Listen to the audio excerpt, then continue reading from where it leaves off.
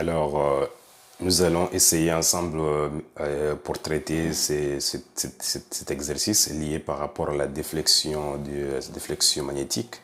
On a vu dans les cours, on a établi les différentes formules permettant de calculer la déflexion magnétique, mais aussi on a résolu quelques questions théoriques qui peuvent être posées dans ce genre de dispositifs. Et maintenant, aujourd'hui, nous allons essayer ensemble de traiter, voir un modèle terre à terre répondant, donc, qui aura donc un impact donc, sur la détermination de la déflexion magnétique. Et maintenant, pour ce faire, je vous laisse d'abord lire l'énoncé et nous allons nous retrouver bientôt pour la correction dans quelques secondes.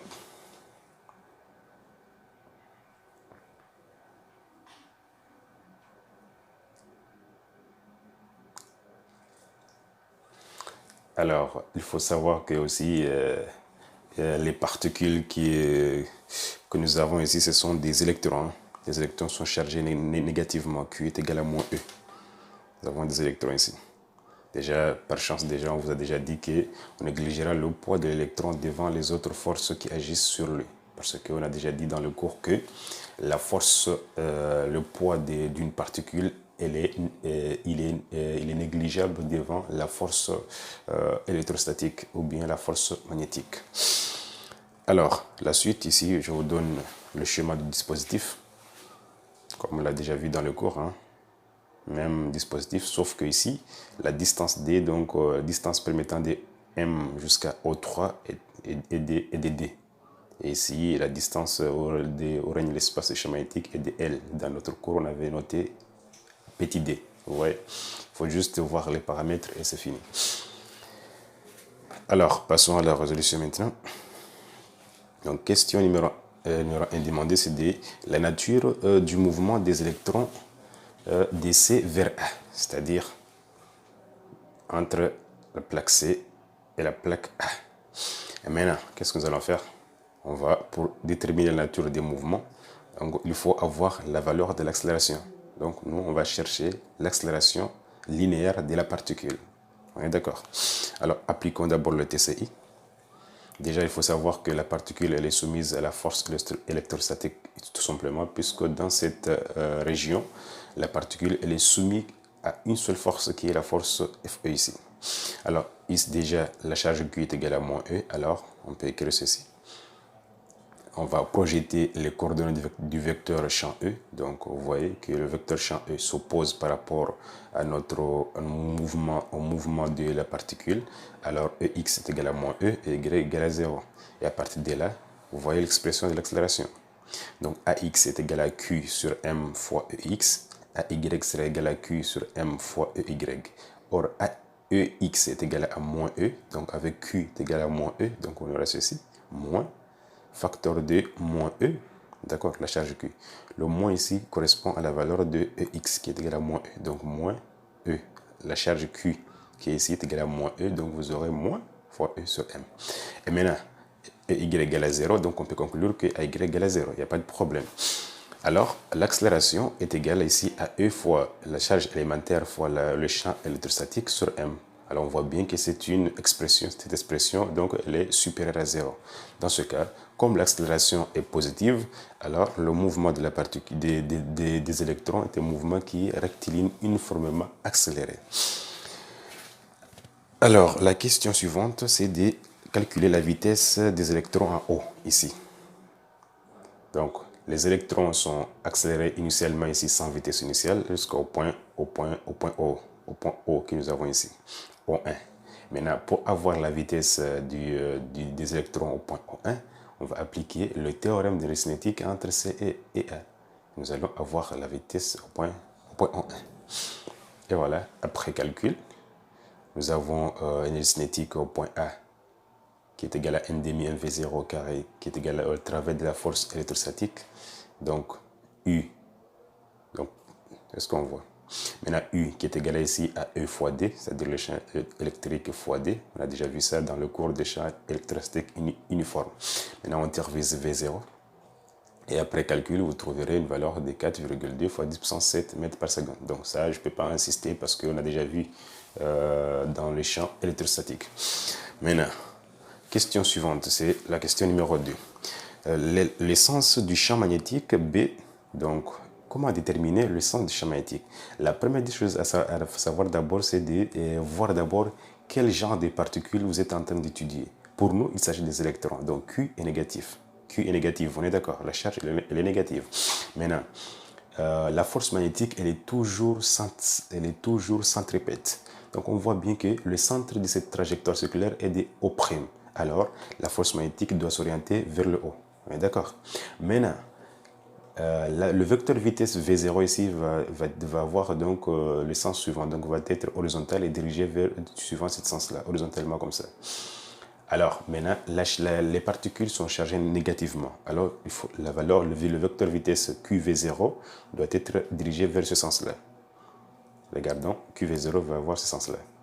Alors, comment on doit déterminer le sens du champ magnétique? Maintenant, soit vous pouvez utiliser la règle des 3 doigts de la main droite, ou bien vous pouvez utiliser le fait que le trièdre FM QV0B doit être un trièdre direct. On est d'accord? C'est-à-dire doit être dans le sens inverse des aiguilles d'une montre. Alors, ici, j'ai la force FM. Alors, suivant le sens direct, c'est ça, hein? FM, qui va tourner comme ça, on va trouver QV0. Et maintenant, qu'est-ce qu'on va trouver à la suite? La force magnétique va être comme ça. Donc, va être sortant. On est d'accord? Donc, on va écrire que, donc, pardon, le champ magnétique doit être sortant parce que nous avons FM, QV0. Maintenant, la force magnétique doit être ici pour que l'ensemble forme un trièdre direct. Alors, on va présenter. Voilà, on va mettre un point ici. Le point signifie que le champ magnétique est sortant. Si c'est entrant, si par exemple vous avez des particules chargées positivement, alors le QV, la valeur de l'expression QV0, ce vecteur-là allait avoir de la direction suivante, l'essence suivante. On est d'accord? Direction et sens de cette façon. Dans ce cas, on allait avoir FM QV0. Maintenant, le champ magnétique allait être rentrant.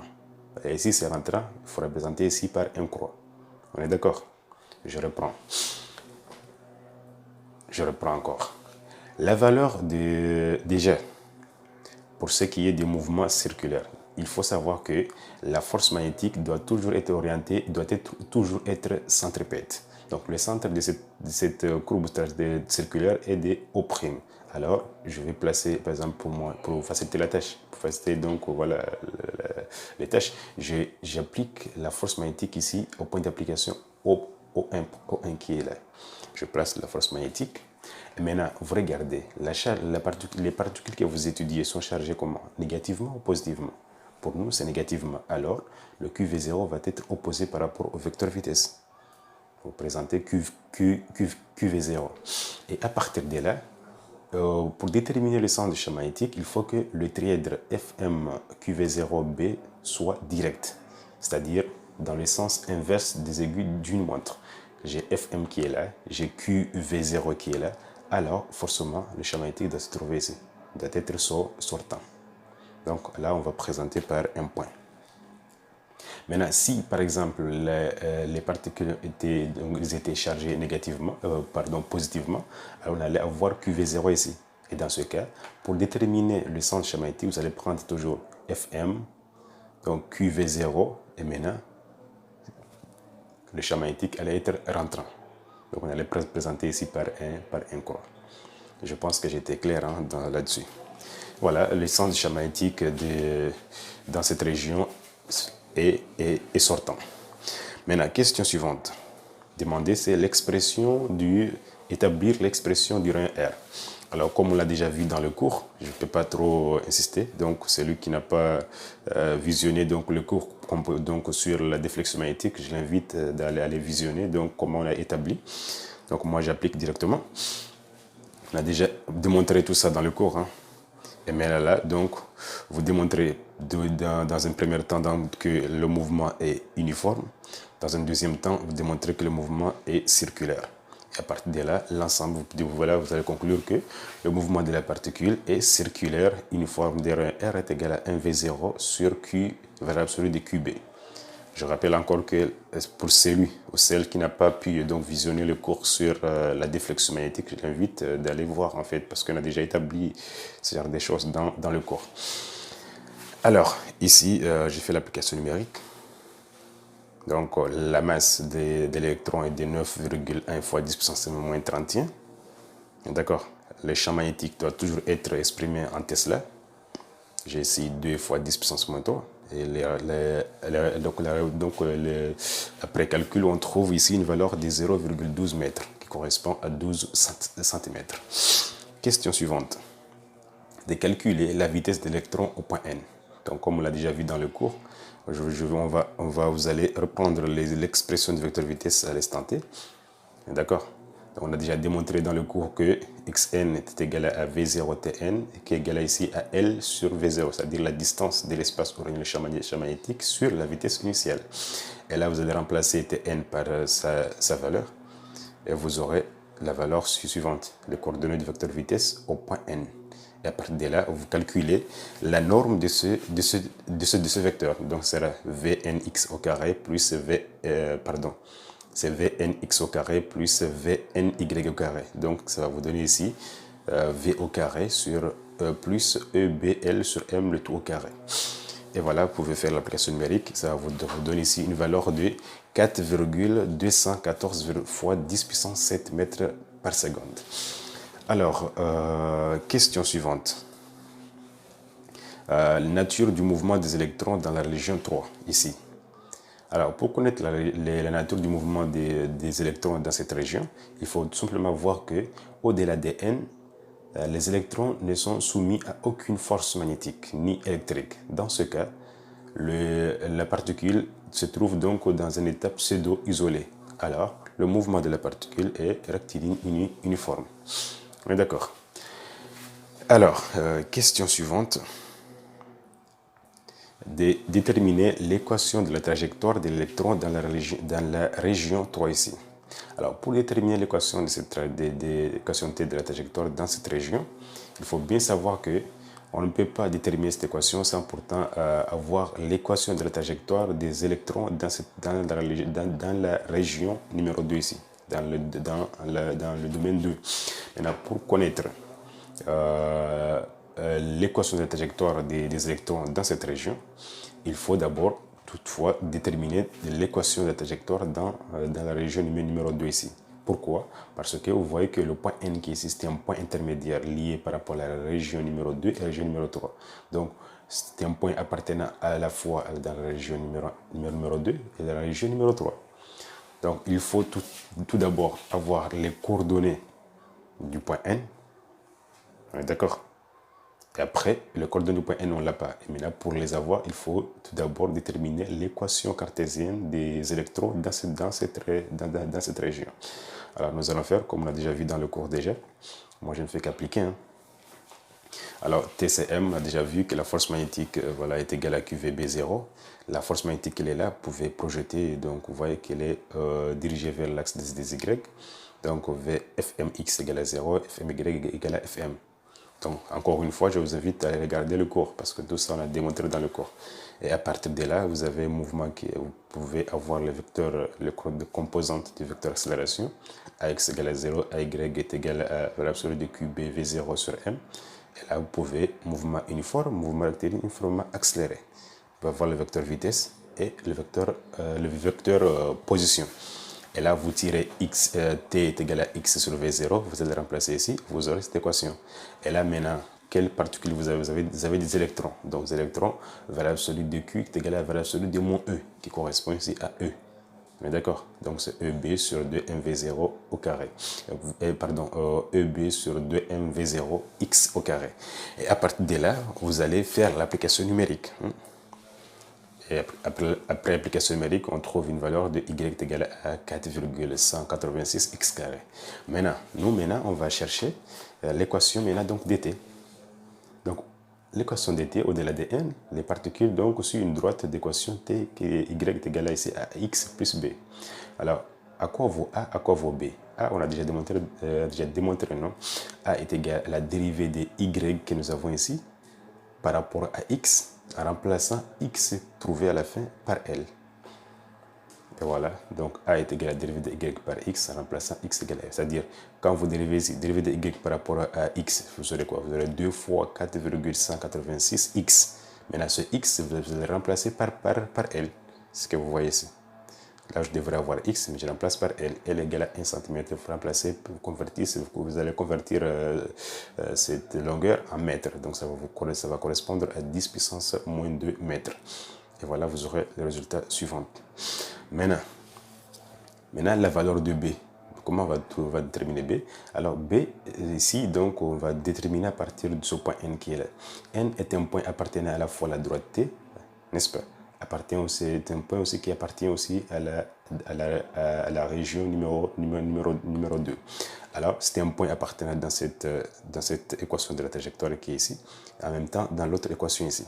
Alors, on va déterminer d'abord les coordonnées du point N, et après, on va l'utiliser ici pour déterminer le coefficient B. Allons-y.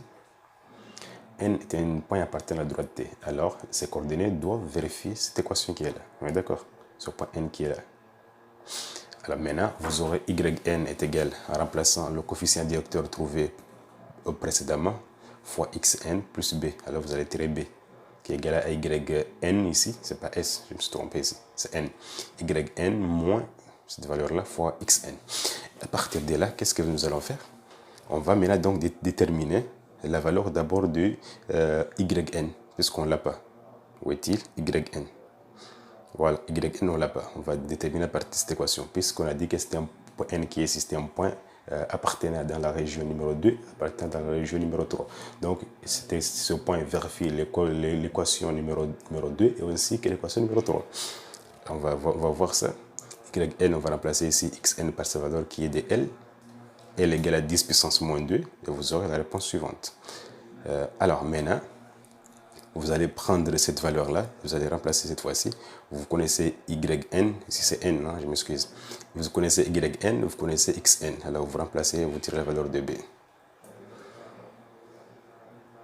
Donc après calcul, donc on trouve b est égal à 4,1 fois 10 puissance moins 4 mètres. Et maintenant, vous avez a, vous avez b. Maintenant, vous pouvez maintenant donc avoir l'équation de la trajectoire des électrons dans la région numéro 3. On est d'accord? Voilà. En tout cas, si vous avez des questions, n'hésitez pas à me les poser donc en commentaire et puis on va essayer de discuter ensemble. Alors, question suivante, c'est la détermination de la déflexion magnétique ici. Alors, comme on l'a déjà vu dans le cours, on a dit que l'angle, on a dit que la distance ici est tellement faible, donc j'applique directement, j'utilise la deuxième méthode vue dans le cours. Hein. Donc alpha est égal à L sur R, c'est-à-dire, puisque alpha est tellement faible, donc sinus alpha est égal à L sur R, et R ici est égal à 1V0 sur EB, alors alpha est égal à EBL sur 1V0. Et à partir de là, vous pouvez cette fois-ci appliquer encore la tangente ici. Hein. Tangente d'alpha est égale à y sur la distance grande D qui est là. On est d'accord, non? Parce que M au 3 représente D. Donc, ça sera tangente d'alpha sera égale à y sur D. Et maintenant, pour tangente d'alpha pour égal à alpha, donc on trouve ici que y est égal à D fois alpha qui est égal à MBL sur 1V0D. Maintenant, à partir de là, oui, c'est déjà fini. Hein. On a déjà établi l'expression. Maintenant, question suivante est de retrouver la valeur de V0 si y est égal à 3,35. C'est-à-dire le calcul numérique de cette expression nous donne 3,35 cm. Maintenant, la question demandée, c'est de retrouver la valeur de V0. Alors, dans ce cas, vous allez tirer ici V0 qui sera égal à ici à EBL fois D sur Y fois M. Maintenant, vous faites l'application numérique. Vous allez bien trouver en fait que la valeur de V0, elle est toujours égale à 4,2 fois 10 puissance 7 mètres par seconde. Si vous regardez l'exercice en fait, au début, on avait déjà donné on avait calculé cette valeur-là. La vitesse V0 à l'entrée ici.